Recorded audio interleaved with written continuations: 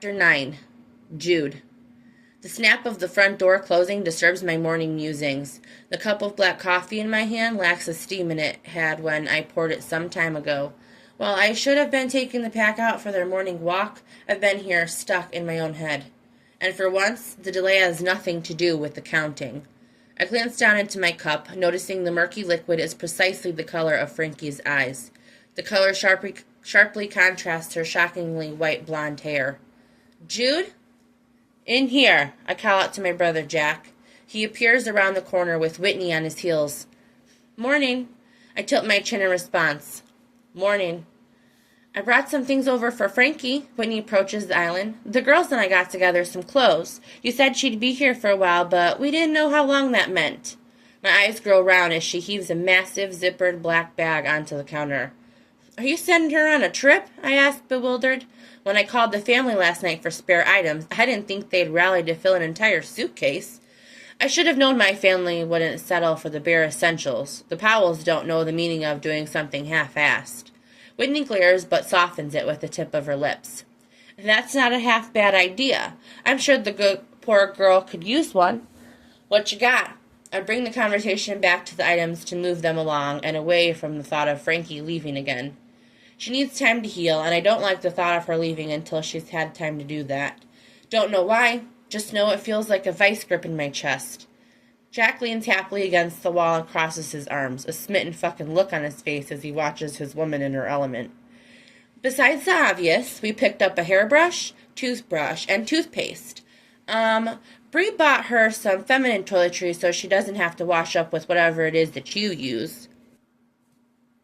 She keeps talking as she pulls a mountain of items individually from the bag. Oh, and I picked her up some panties and bras. They're the stretchy kind since I didn't know her size. The second the words leave her mouth, I avert my gaze, but I'm not quick enough. The scraps of black cotton and lace burn themselves into my brain as Whitney drops them unceremoniously onto my kitchen counter.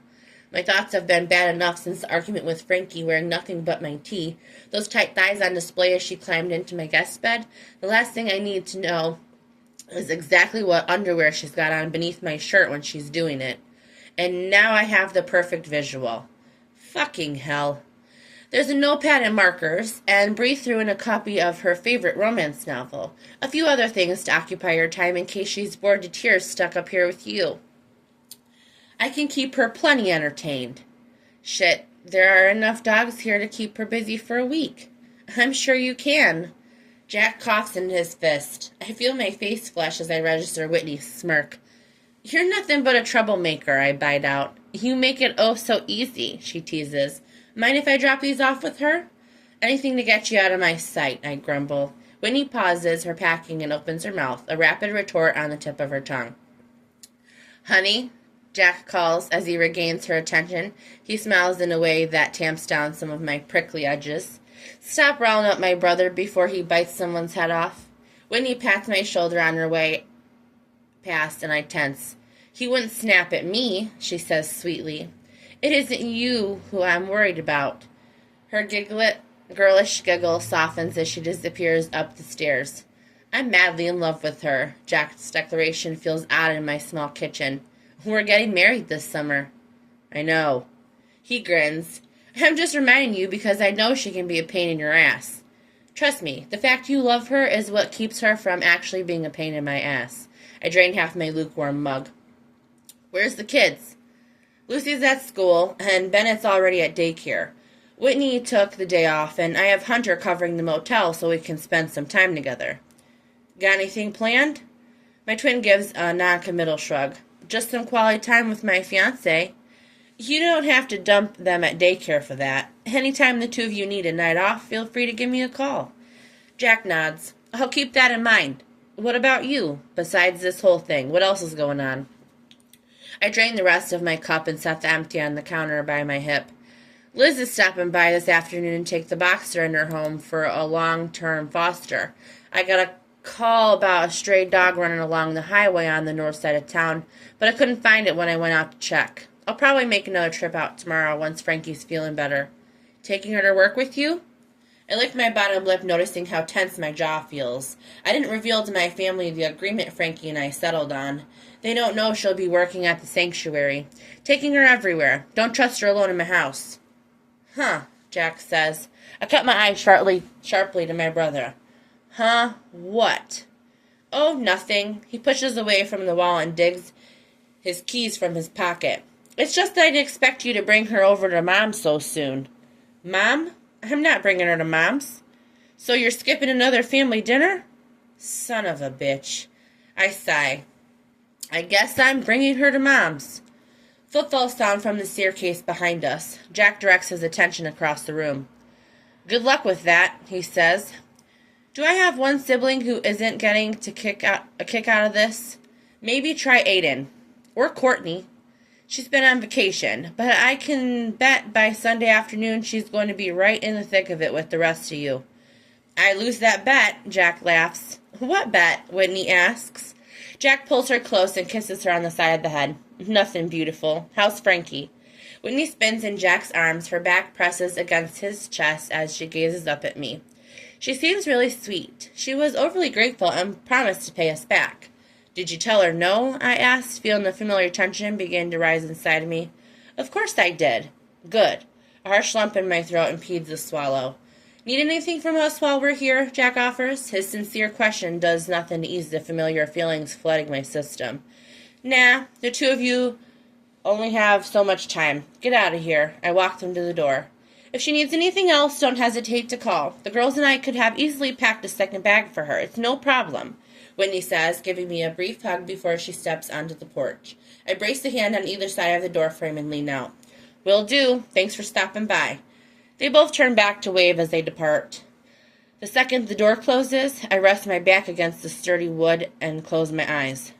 1, 2, 3, 4, 5, 6, 7. The tension bleeds from my muscles enough that I can return to the kitchen. I drop my empty mug into the top rack of the dishwasher and flick on the stove. This morning, I'm making pancakes.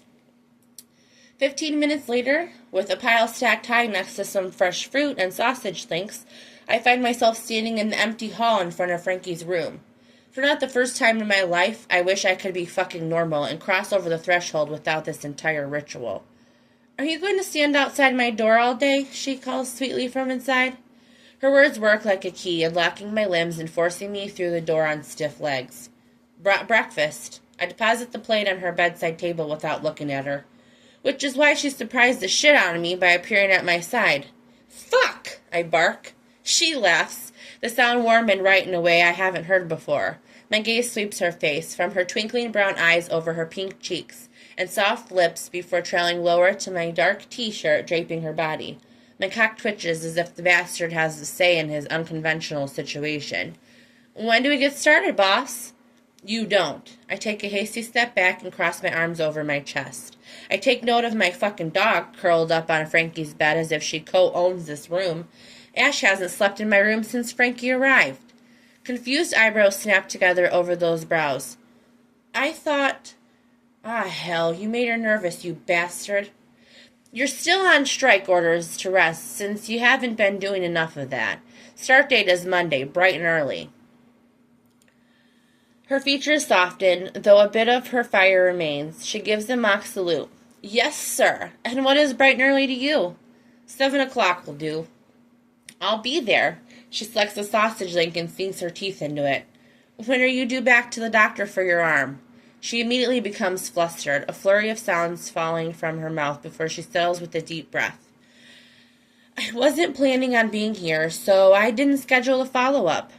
I swear I can feel my blood pressure rise. And what exactly were you planning on doing with your broken arm? She lifts the brace limb between us.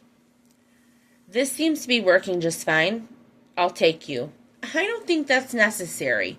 Frankie, you can't be around a pack of dogs with a broken arm that isn't at least, the very least, casted. Do you not have any self-preservation, or are you just content to fuck with me?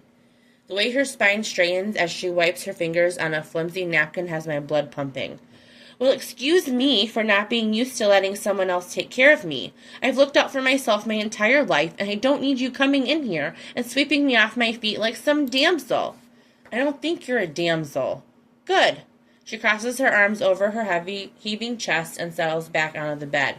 but not without those fiery eyes pinning me in place. I don't think you any less capable because you're in a shit situation, I say quietly. It doesn't feel that way. You catch me off guard sometimes. It's been a long time since I've had to be in survival mode. I forget what it's like.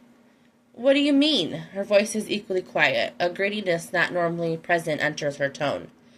But I'm not here to swap war stories and have a heart-to-heart over pancakes.